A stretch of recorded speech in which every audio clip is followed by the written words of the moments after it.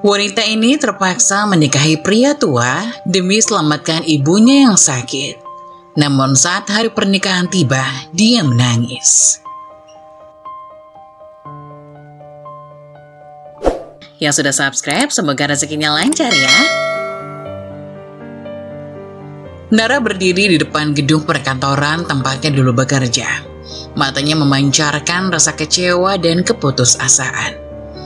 Dia mencoba menenangkan dirinya sendiri, mengatur nafas agar tidak larut dalam kesedihan yang begitu mendalam.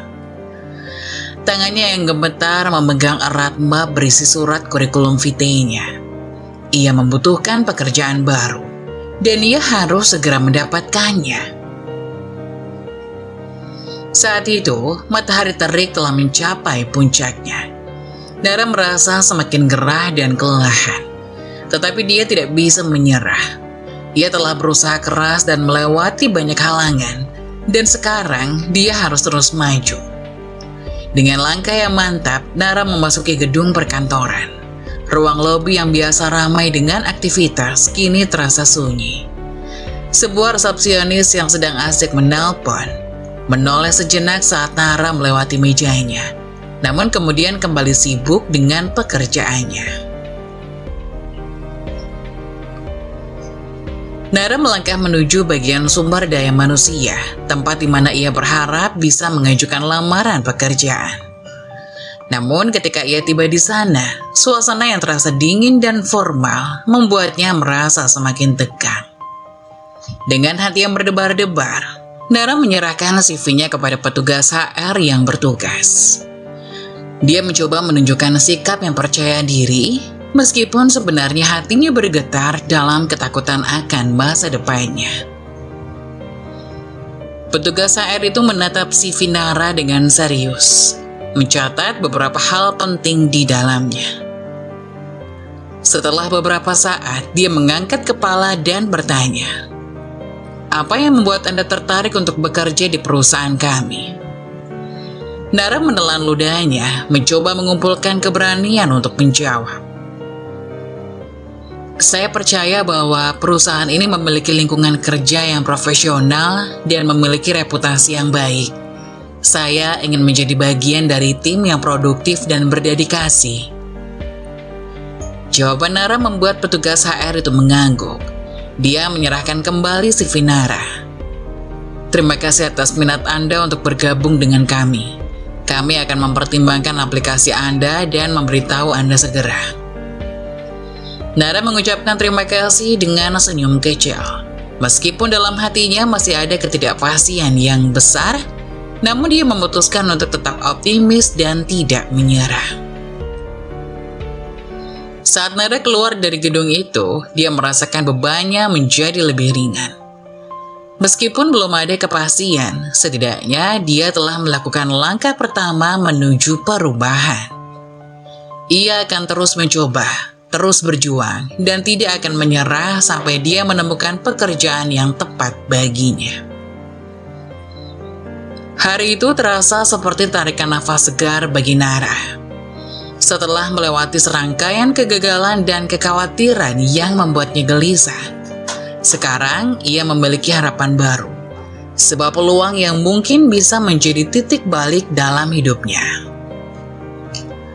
Hari itu terasa seperti tarikan nafas segar bagi Nara. Setelah melewati serangkaian kegagalan dan kekhawatiran yang membuatnya gelisah, sekarang ia memiliki harapan baru. Dengan hati yang penuh harap, Nara mempersiapkan diri untuk pertemuan dengan pria tua yang memberinya tawaran pekerjaan. Dia mencuci wajahnya dengan air dingin, mencoba menenangkan diri agar tidak terlalu gugup. Saat jam menunjukkan pukul 6.30 pagi, Nara sudah siap untuk berangkat. Ia meninggalkan rumahnya dengan langkah yang mantap, merasa semakin yakin bahwa hari ini akan menjadi awal yang baru baginya. Tidak butuh waktu lama baginya untuk mencapai warung makan tempat pertemuan tersebut. Begitu sampai di sana, dia melihat pria tua yang ditemuinya sebelumnya sudah menunggu dengan sabar di salah satu sudut warung. Dengan senyum ramah, Nara menghampiri pria itu dan duduk di hadapannya. Pria tua itu menyambut Nara dengan hangat. "Selamat pagi, Nara. Terima kasih telah datang." "Selamat pagi juga, Pak," jawab Nara sopan. Tanpa berlama-lama, pria tua itu langsung memperkenalkan dirinya. "Saya Pak Dharma. Terima kasih atas bantuanmu kemarin. Saya sudah mendengar tentang situasimu dan saya ingin menawarkanmu pekerjaan sebagai asisten pribadi saya." Nara terkejut mendengarnya. Pekerjaan sebagai asisten pribadi pria kaya seperti Pak Dharma tentu saja merupakan peluang yang sangat langka. Dia merasa tidak pantas untuk mendapatkannya. Tetapi pada saat yang sama, ia tidak bisa menolak peluang ini.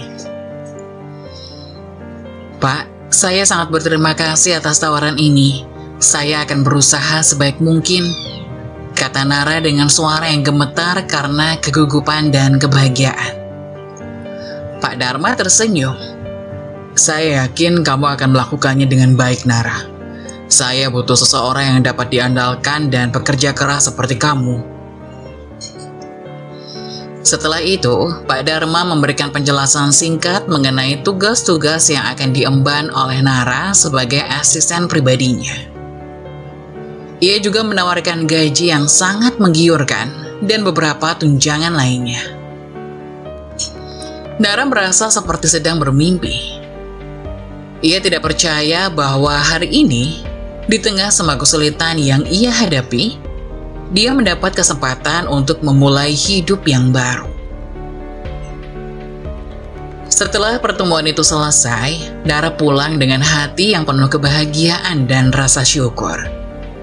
Dia tahu bahwa perjalanan hidupnya masih akan penuh dengan tantangan.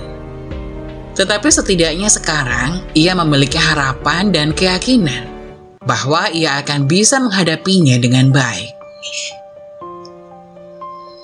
Sesampainya Nara di rumah, email yang sama menghubungi Nara. Dengan senang hati Nara membacanya, lalu membalasnya dengan beberapa kata ditambahi ucapan terima kasih.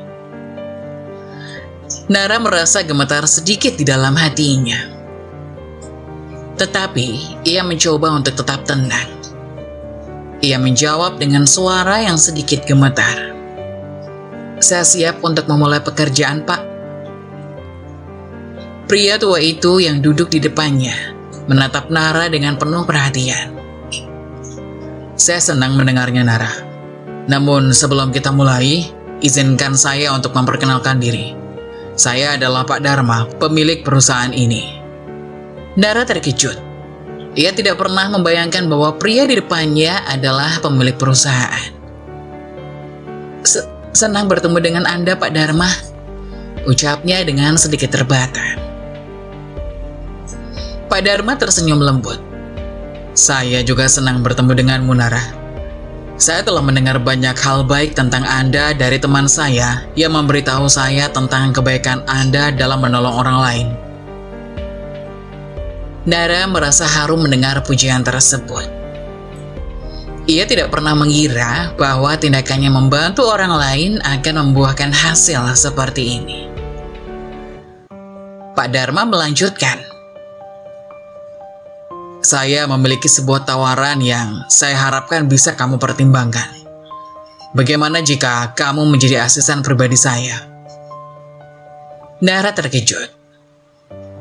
Ia tidak pernah membayangkan bahwa ia akan mendapatkan tawaran seperti itu di hari ini. Hatinya berdebar-debar, namun ia mencoba untuk tetap tenang. "Saya sangat bersyukur atas tawaran ini, Pak Dharma. Saya akan melakukan yang terbaik dalam pekerjaan ini." Pak Dharma tersenyum puas. "Bagus sekali. Saya yakin kamu akan menjadi asisten pribadi yang hebat. Kami akan memulai dengan memberikanmu tur singkat mengenai pekerjaan ini, dan kemudian kita bisa mulai bekerja." Nara merasa lega. Ia berjanji pada dirinya sendiri bahwa ia akan memberikan yang terbaik dalam pekerjaannya sebagai asisten pribadi Pak Dharma. Ia merasa bahwa ini adalah awal dari petualangan baru dalam hidupnya, dan ia siap menghadapinya dengan penuh semangat. Setelah mendapatkan arahan dari Pak Dharma, Nara langsung memulai tugasnya sebagai asisten pribadi. Ia merasa bangga dan bersemangat untuk bisa bekerja di perusahaan yang bergengsi ini. Ia berjanji pada dirinya sendiri bahwa ia akan menjadi asisten pribadi yang handal dan dapat diandalkan. Dengan semangat yang membara, Nara memasuki ruangan yang baru, siap untuk menghadapi tantangan-tantangan yang ada di depannya. Sebelum memulai bekerja, Pak Dharma menanyakan sesuatu pada Nara. "Saya ada pilihan untukmu. Pilihan pertama, apa kamu masih mau tetap bekerja sebagai asisten saya atau menikah dengan saya?" Ditanyai hal seperti itu, Nara terkejut. Wajah bingungnya menatap Pak Dharma. Sungguh tidak mengerti. "Maksud Bapak apa ya? Saya nggak paham."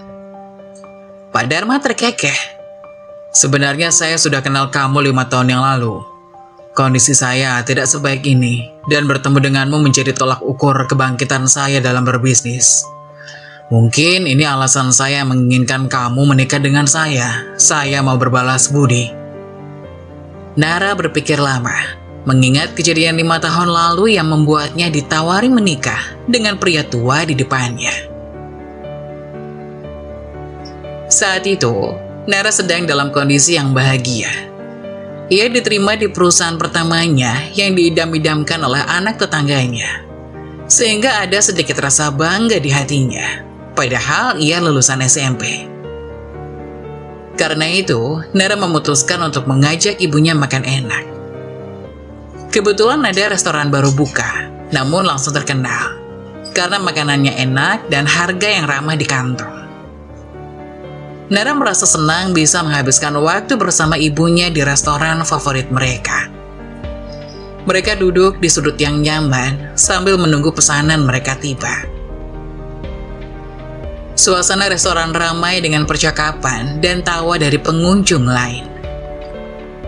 Namun di tengah-tengah kebahagiaan itu, Nara melihat sesuatu yang menarik perhatiannya. Di luar restoran, ada seorang pria yang duduk sendirian. Tampak sedih dengan wajah tertutupi oleh lengannya. Nara merasa tertarik dan ingin tahu apa yang terjadi pada pria itu. Ia meminta izin kepada ibunya untuk sebentar meninggalkan meja mereka. Awalnya ibunya agak khawatir, tetapi Nara meyakinkannya bahwa ia hanya ingin memastikan bahwa pria itu baik-baik saja. Dengan langkah mantap, Nara mendekati pria itu. Ketika pria itu menoleh, Nara bisa melihat bahwa matanya merah dan terlihat sedih. Tanpa ragu, Nara menepuk pelan bahu pria itu dan bertanya, "Ada yang bisa saya bantu?" Pria itu terkejut dengan kehadiran Nara, tetapi kemudian ia mengangguk pelan. Ia pun menceritakan bahwa ia baru saja kehilangan kedua orang tuanya dalam sebuah kecelakaan mobil. Dan ia merasa sangat sendirian di dunia ini. Nara merasa tersentuh mendengar cerita pria tersebut. Ia merasa bahwa ia harus melakukan sesuatu untuk membantu pria itu merasa lebih baik. "Maukah kamu bergabung dengan saya dan ibu saya di dalam restoran?" tawar Nara ramah. "Kita bisa makan bersama dan berbincang. Siapa tahu mungkin itu bisa membuatmu merasa sedikit lebih baik." Pria itu terdiam sejenak, kemudian ia mengangguk dengan lemah. Ia merasa terharu dengan tawaran Nara untuk menjaga perusahaan di tengah-tengah kesedihannya. Nara membawa pria itu kembali ke meja, di mana ibunya masih menunggu. Ibunya terkejut melihat mereka berdua, tetapi Nara dengan cepat menjelaskan situasinya. "Mama, ini teman baru saya. Dia butuh teman untuk makan bersama," kata Nara sambil tersenyum pada ibunya. Ibunya tersenyum hangat dan menyambut pria tersebut dengan baik. Mereka pun duduk bersama dan mulai makan bersama. Selama makan, Nara dan ibunya berusaha membuat pria itu merasa nyaman dan bahagia. Mereka berbicara tentang segala hal, dari hal-hal lucu sampai hal-hal yang lebih serius. Ketika mereka selesai makan, pria itu tampak lebih ceria dari sebelumnya. Ia berterima kasih kepada Nara dan ibunya atas kebaikan mereka. Nara merasa bahagia bisa membuat perbedaan dalam hidup seseorang. Ia belajar bahwa kebaikan sederhana seperti ini bisa memiliki dampak yang besar bagi orang lain. Pak Dharma, orang yang saya ajak makan waktu itu. Nara tersadar, menatap Pak Dharma dengan keterkejutan. Tidak menyangka itu pasti. Pak Dharma mengangguk mengiyakan, tersenyum. Saya memang orang yang sama, namun sekarang saya sudah sukses. Saya harap bisa membantumu seperti waktu itu kamu membantu saya, walaupun hanya dengan sepiring makanan. Nara sungkan. Tidak perlu, Pak. Dengan pekerjaan ini saya sudah merasa terbantu. Ibu saya juga pasti segera sembuh. Biaya yang dibutuhkan tidak terlalu banyak, hanya karena tabungan saya menipis. Saya jaga-jaga saja, punya pekerjaan juga bukan kewajiban, tapi keharusan. Sekalipun saya nggak memiliki kebutuhan banyak, namun perlu bekerja juga. Saya tidak memaksa, namun saya menawarkan pilihan untuk kamu. Saya sudah menjabarkan apa yang menjadi hakmu nanti. Kamu bisa membayangkan bagaimana kehidupanmu ke depannya setelah menikah, entah itu dengan saya ataupun dengan pria lain. Saya beri kamu waktu untuk berpikir. Sekarang tekuni pekerjaan yang kamu ambil. Saya berharap pada apa yang kamu kerjakan. Nara mengangguk.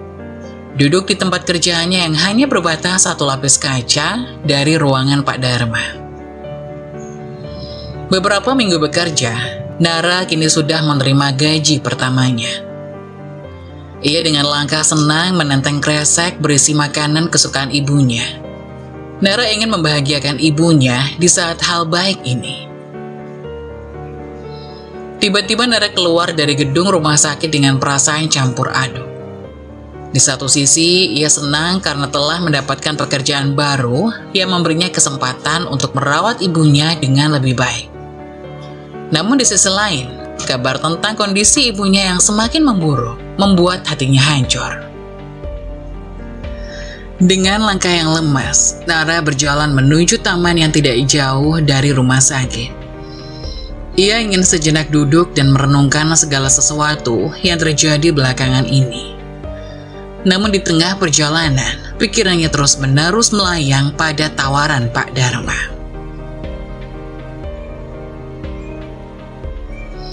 Tawaran untuk menikah dengan Pak Dharma seolah-olah menggantung di udara, menuntut keputusan cepat. Nara merasa bingung dan tidak tahu harus bagaimana. Di satu sisi, ia merasa terbebani dengan tanggung jawab untuk merawat ibunya.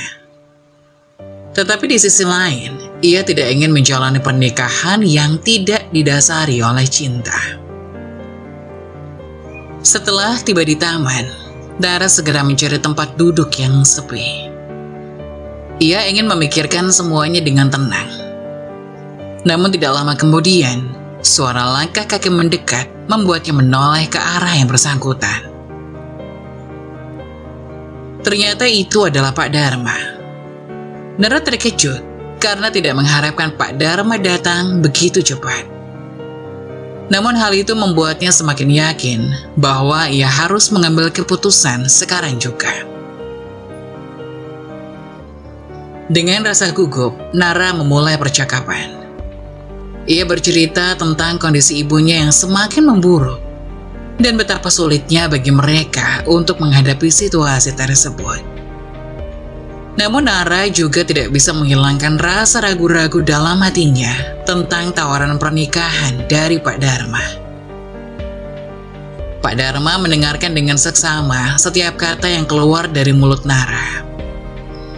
Ia bisa melihat keraguan yang melingkupi Nara dan tidak ingin memaksanya untuk membuat keputusan yang tergesa-gesa. Setelah Nara selesai bicara, Pak Dharma tersenyum lembut. Ia mengerti bahwa Nara sedang dalam situasi yang sulit. Ia tidak ingin menambah beban pikiran Nara dengan tawaran pernikahan yang tidak pasti. Percayalah Nara, segalanya akan berjalan dengan baik, ujar Pak Dharma dengan penuh keyakinan. Yang terpenting sekarang adalah fokus pada kesehatan ibumu. Jika kamu butuh bantuan, aku selalu ada di sini untukmu. Tidak hanya sebagai atasan, tetapi juga sebagai teman. Nara merasa lega mendengar kata-kata itu. Ia merasa bahwa beban yang selama ini ia pikul menjadi sedikit lebih ringan. Dengan senyum lebar, Nara mengucapkan terima kasih kepada Pak Dharma atas pengertian dan dukungannya. Setelah percakapan itu, Nara merasa lebih yakin dan siap untuk menghadapi tantangan yang ada di hadapannya. Ia tahu bahwa di sampingnya ia memiliki seorang atasan yang peduli dan siap mendukungnya dalam setiap situasi. Setelah merasa lega, tidak ada keraguan dalam diri Nara untuk menyetujui pernikahan yang diminta oleh Pak Dharma. Ia dengan nekat mengatakan ingin menikah dengan Pak Dharma demi mengobati ibunya. Ia tidak tahan jika harus terus melihat penderitaan ibunya. Cukup ayahnya yang lalai Nara jaga. Sekarang, Nara ingin mempertahankan sosok ibu di sisinya. Pak Dharma senang dengan pilihan Nara. Ia dengan gentle mengeluarkan kotak cincin yang sudah disiapkan di depan Nara, melamar Nara secara langsung. Dengan satu anggukan, Nara menyetujui. Jari manisnya melingkar satu cincin emas, sedangkan jari manis Pak Dharma cincin perak. Akad pernikahan berlangsung setelah ibu Nara dipindah alihkan di rumah sakit yang lebih besar dan dengan perawatan yang lebih intensif, masuk ke dalam kategori pasien khusus, sehingga bisa dipastikan akan terawat dengan baik. Akad nikah dilakukan di rumah sakit, tepatnya di depan ibu Nara yang sudah menyetujui pernikahan keduanya. Ibu Nara hanya tahu bahwa pria yang menikahi putrinya adalah pria yang 5 tahun lalu makan bersama dengannya, sehingga tidak ada keraguan di hati ibu Nara.